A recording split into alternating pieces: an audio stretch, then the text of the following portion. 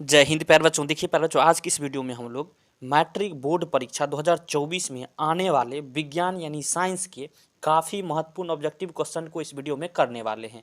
जो छात्र एवं छात्राएं अभी तक कुछ भी नहीं पढ़े हैं, मैं जो भी ऑब्जेक्टिव क्वेश्चन बताऊंगा, अगर आप इसे याद कर लेते हैं तो मैं आपको दावे के साथ कहता हूं, आप 100% ऑब्जेक्टिव एग्जाम में सही करके आएंगे। तो चलिए इस वीडियो को शुरू करते हैं। देखिए प्यारे बच्चों, सबसे पहला प्रश्न क्या है, प्रश्न को पढ़िए। कह रहा है ईंधन है। ईंधन क्या है प्यारे बच्चों, याद कर लीजिएगा। ईंधन जो है सीएनजी भी होता है, एलपीजी भी होता है और लकड़ी भी एक प्रकार का ईंधन है। यानी क्या हो जाएगा, ऑप्शन डी यहाँ बिल्कुल सही हो जाएगा। ईंधन जो है इनमें से सभी है। चलिए चलते हैं अगले प्रश्न की ओर।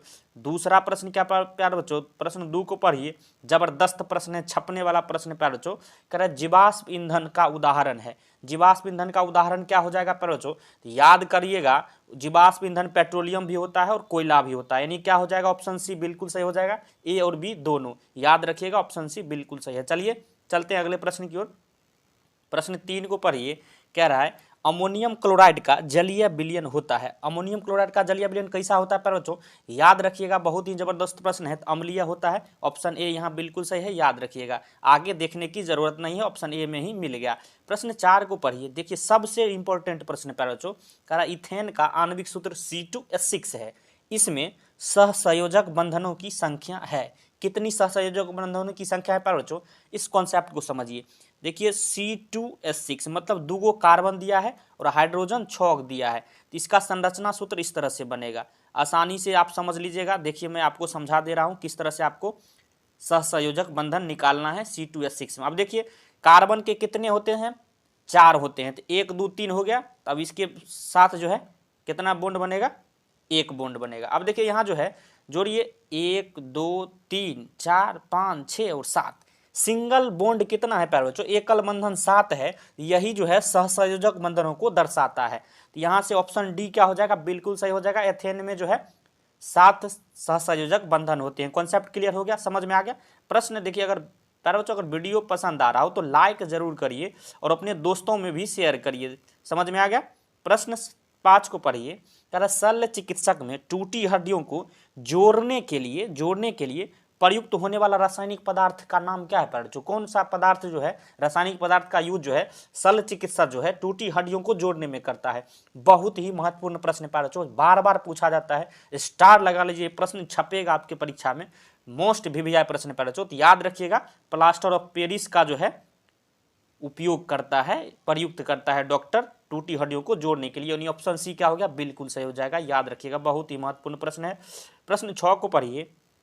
कह रहा है किस पीएच मान वाला विलयन सबसे अधिक अम्लीय होता है। इस कॉन्सेप्ट को समझिए प्यारे बच्चों।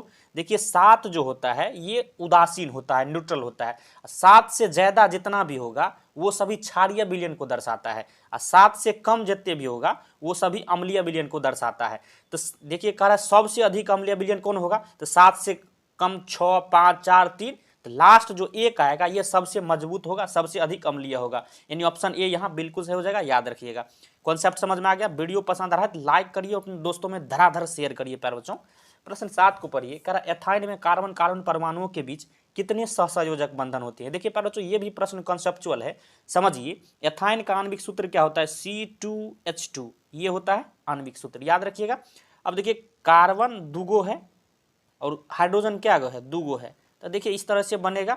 अब देखिए कार्बन को 4 जो है किसी तरह आपको बॉन्ड पुराना है। तो देखिए 4 पुर गया, 1 2 3 4, यहाँ भी 4 पुर गया। अब देखिए यहाँ जो है ना पूरा का नहीं कह रहा है कार्बन कार्बन परमाणु के बीच कितने सहसंयोजक बंधन है, मतलब सिर्फ इतना में ही देखना है। तो क्या वो सिंगल बॉन्ड है, बस वही आपको गिन लेना। 1 2 3 है, तो 3 जो है यहाँ सहसंयोजक बंधन हो जाएगा। कॉन्सेप्ट समझ में आ गया। यानी ऑप्शन सी यहाँ बिल्कुल सही हो जाएगा। याद रखिएगा। चलिए चलते अगले प्रश्न की ओर। प्रश्न 8 को पढ़िए। जबरदस्त प्रश्न है प्यारा बच्चों। कह रहा है क्यूपराइट निम्नांकित में किस धातु का अयस्क है। ये अथक्स लिखा है, ये मिसप्रिंट है, यहाँ यो होगा, अयस्क है। याद रखिएगा प्यारे बच्चों, मोस्ट वीवीआई प्रश्न है। यहाँ कॉपर का ये अयस्क है, ऑप्शन सी बिल्कुल सही हो जाएगा। याद रखिएगा, टॉप लेवल का प्रश्न है प्यारे बच्चों।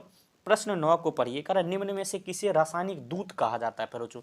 देखिए ये सब प्रश्न जो है छपेगा प्यारे बच्चों। आपको लग रहा है कि कैसा प्रश्न है, लेकिन जबरदस्त प्रश्न है प्यारे बच्चों। हमेशा याद रखिएगा, हार्मोन को जो है रासायनिक दूत कहा जाता है, ऑप्शन डी बिल्कुल सही है। याद रखिएगा। प्रश्न 10 को पढ़िए। कह रहा है पौधे में उत्सर्जी पदार्थ निम्न में से कौन है। अब पौधा में जो उत्सर्जी पदार्थ मतलब वेस्टेज मटेरियल कौन हो जाएगा प्यारे बच्चों? बहुत ही जबरदस्त प्रश्न है, ये प्रश्न तो बार बार पूछा ही जाता है, यही आपको आने वाला है। तो इसका सही आंसर यहाँ क्या हो जाएगा? तो ऑप्शन डी आपको लगाना है, इनमें से सभी, क्योंकि रेजिन भी उत्सर्जी पदार्थ है, गोंद भी है और टेनिन भी है। तो ऑप्शन डी क्या हो गया? बिल्कुल सही हो जाएगा, याद रखिएगा, ये आपके परीक्षा में छपेगा। प्रश्न 11 को पढ़िए, कह रहा मानव हृदय में कोष्ठों की संख्या कितनी है प्यारे बच्चों?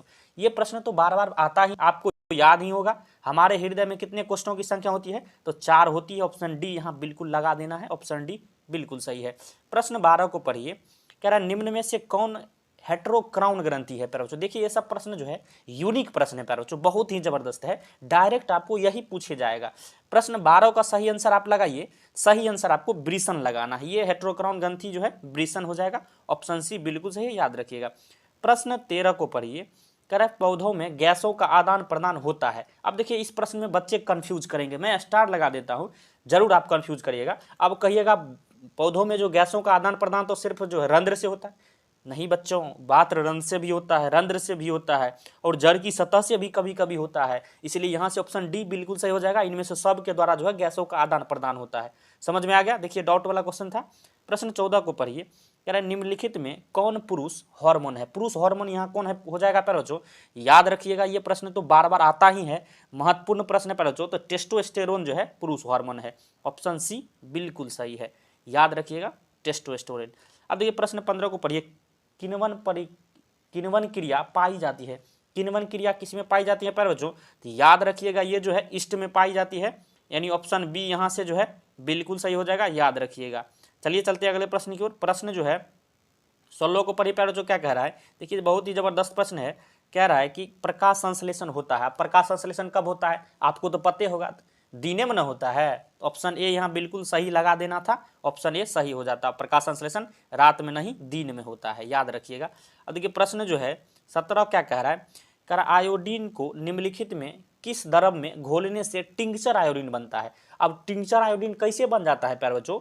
वही आपसे पूछ रहा है कि आयोडीन को जो है किसी द्रव में घोलने के बाद टिंक्चर आयोडीन बनता है, तो वह कौन सा द्रव है?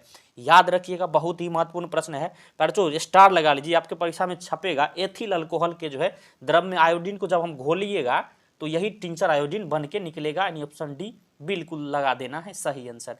प्रश्न 18 को पढ़िए, कह रहा डालडा में उपस्थित वसा अम्ल किस प्रकृति का है? देखिए अम्ल लिखा गया, ये मिसप्रिंट है, अम्ल होगा। अम्ल किस प्रकृति का है प्यारे बच्चों? तो डालडा में कौन हो जाएगा? याद रखिएगा, ये संतृप्त हो जाएगा, ऑप्शन ए बिल्कुल सही है, याद रखिएगा। प्रश्न जो है 19 को पढ़िए, कह रहा है प्रोपेनोन का क्रियाशील मूलक है। अब प्रोपेनोन का क्रियाशील मूलक क्या हो जाएगा प्यारे बच्चों? तो याद रखिएगा, यहाँ जो है ऑप्शन सी जो दिया गया है, कार्बन इस तरह से, ये जो है प्रोपेनोन क्रियाशील मूलक हो जाएगा, ऑप्शन सी बिल्कुल सही है, याद रखिएगा। यहाँ जो है प्रश्न 20 को पढ़िए, करा इथिलीन है। इथिलीन क्या है प्यारे बच्चों? इथिलीन जो है क्या है? ओलिफिन जो है एक प्रकार का इथिलीन है, याद रखिएगा, ऑप्शन बी बिल्कुल सही है, याद रखिएगा। प्रश्न 21 को पढ़िए प्यारे बच्चों, कह रहा है निम्नलिखित में कौन जीवाश्म ईंधन है? अब जीवाश्म ईंधन कौन हो जाएगा प्यारे बच्चों? तो याद रखिएगा, यहाँ जो है सॉरी कह रहा है जीवाश्म ईंधन नहीं है, तो नहीं है तो बायोगैस जो है नहीं है, याद रखिएगा, ऑप्शन ए ही यहाँ बिल्कुल सही हो गया, क्योंकि पेट्रोलियम, प्राकृतिक गैस और कोयला, ये तीनों जो है जीवाश्म ईंधन है, यहाँ बायोगैस जीवाश्म ईंधन नहीं था, ऑप्शन ए सही हो जाता। प्रश्न 22 को पढ़िए, कह रहा है टिहरी बांध का निर्माण का उद्देश्य क्या था प्यारे बच्चों? टिहरी बांध जो बना था उसका क्या उद्देश्य था, किस उद्देश्य के कारण बना था? तो जल आपूर्ति के कारण, बिल्कुल सही है, इसके कारण बना था। प्रश्न जो है इसमें जो है भूमि सिंचाई, इसके भी यह भी कारण था, यह भी उद्देश्य था, बिजली उत्पादन, यानी ऑप्शन डी यहाँ बिल्कुल सही हो जाएगा, सभी उद्देश्य था इसमें से। तो प्रश्न जो है 23 को पढ़िए, ये प्रश्न क्या कह रहा है प्यारे बच्चों? कह रहे हैं निम्नलिखित में कौन सा तत्व आसानी से इलेक्ट्रॉन का त्याग नहीं कर सकता है? तो कौन नहीं कर सकता है प्यारे बच्चों? तो याद रखिएगा, सही आंसर क्या हो जाएगा? फ्लोरीन नहीं कर सकता है, ऑप्शन बी बिल्कुल सही हो जाएगा, याद रखिएगा। चलिए चलते अगले प्रश्न की ओर। प्रश्न 24 को पढ़िए, कह रहा है निम्नलिखित में से किस तत्व में संयोजी इलेक्ट्रॉन का सबसे अधिक है, संख्या सबसे अधिक है? संयोजी इलेक्ट्रॉन का संख्या सबसे अधिक किस में हो जाएगा प्यारे बच्चों? तो याद रखिएगा, यहाँ फास्फोरस का हो जाएगा, क्योंकि इसका जो है परमाणु संख्या 15 होता है, इसमें सबसे अधिक। प्रश्न 25 को पढ़िए, कह रहा है एक वयस्क मनुष्य के कितने दांत होते हैं प्यारे बच्चों? याद रखिएगा, ये सही आंसर इसका क्या हो जाएगा प्यारे बच्चों? तो ये जो है 32 होता है, ऑप्शन बी यहाँ बिल्कुल सही हो जाएगा, याद रखिएगा। प्रश्न जो है प्रश्न 26 को पढ़िए, कह रहा है कि मस्तिष्क उत्तरदायी है। मस्तिष्क किसके लिए उत्तरदायी है प्यारे बच्चों? इसमें से सब आंसर हो जाएगा डी, क्योंकि हृदय स्पंदन के लिए भी मस्तिष्क उत्तरदायी है, शारीरिक संतुलन के लिए भी और सोचने के लिए भी, यानी ऑप्शन डी बिल्कुल सही हो जाएगा, याद रखिएगा। प्रश्न 27 कर रहा है, ट्रेकिया किस जीव का श्वसन अंग है प्यारे बच्चों। ये भी प्रश्न बहुत ही महत्वपूर्ण है, तो याद रखिएगा ये जो है कॉकरोच का श्वसन अंग है, ऑप्शन सी बिल्कुल सही हो जाएगा, याद रखिएगा। प्रश्न जो है 28 को पढ़िए, कह रहा है कि शरीर में भोजन का पचना किस प्रकार की अभिक्रिया है। ये तो उपचयन अभिक्रिया है, याद रखिएगा, डायरेक्ट आपको पूछा जाएगा। प्रश्न 29 को पढ़िए, पूर्ण विकसित अंडाशय कहलाता है, क्या कहलाता है बच्चों, फल कहलाता है, ऑप्शन सी बिल्कुल सही हो जाएगा, याद रखिएगा। प्रश्न 30 को पढ़िए, कह रहा है कि एक स्त्री में कौन से लिंग गुणसूत्र मिलते हैं बच्चों। पुरुष में XY मिलते हैं और स्त्री में XX मिलते हैं, यानी ऑप्शन बी बिल्कुल सही हो जाएगा, याद रखिएगा। देखिए पहले तो आज की इस वीडियो में हमने साइंस के 30 बहुत ऑब्जेक्टिव प्रश्न इस वीडियो में किए हैं, जो कि आपके मैट्रिक परीक्षा 2024 के लिए बहुत ही महत्वपूर्ण है। अगर आपको वीडियो पसंद आया हो तो लाइक करिएगा, चैनल पर नए हैं तो सब्सक्राइब कर लीजिए, क्योंकि इस तरह का महत्वपूर्ण वीडियो आपके सामने आता रहेगा। वीडियो देखने के लिए धन्यवाद, मिलते हैं नेक्स्ट वीडियो में, तब तक के लिए जय हिंद, जय भारत।